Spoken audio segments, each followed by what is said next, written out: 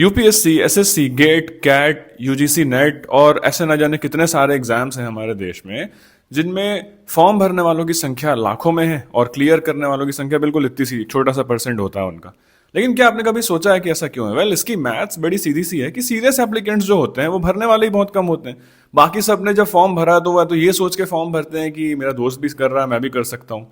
घर वालों ने कहा कि नहीं ये कर लो, अच्छा होता है, या उस समय कुछ और समझ नहीं आया तो चूज कर लिया, या फिर शायद किसी कोचिंग वाले ने सपने दिखा दिए कि राजा बना दूंगा। बहुत कुछ ये सब होता रहता है, लेकिन पॉइंट ये नहीं है। पॉइंट ये है कि यदि जब आप एक ऐसा डिसीजन ले ही रहे हैं तो इसके साथ में एक बहुत बड़ी प्रैक्टिकल एस्पेक्ट है जो आपको कंसिडर करनी चाहिए।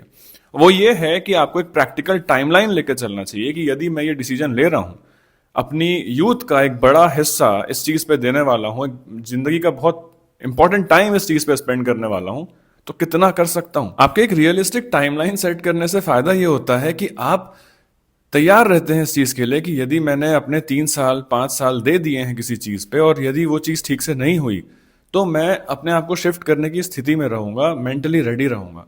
वरना ज्यादातर लोग एक दिशा में आगे बढ़ते बढ़ते जब अंधाधुंध भूल जाते हैं चीजों को कि कुछ और भी लाइफ में किया जा सकता है, it apparently leads to frustration and depression which is really common.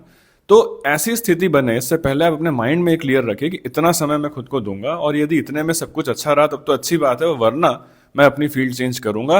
I would like to go for a higher degree for better opportunities. I would like to go for a new job opportunity जहां पे मैं सीख सकूं। At least you will be mentally ready to learn something new.